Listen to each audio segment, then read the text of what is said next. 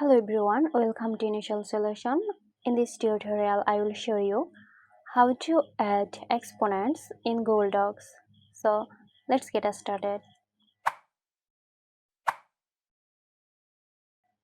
First, type the number or letter you want to use as the base. For example, let's type x2. Now select the 2 and go to the format from the toolbar. Then go to text and from the menu select Superscript.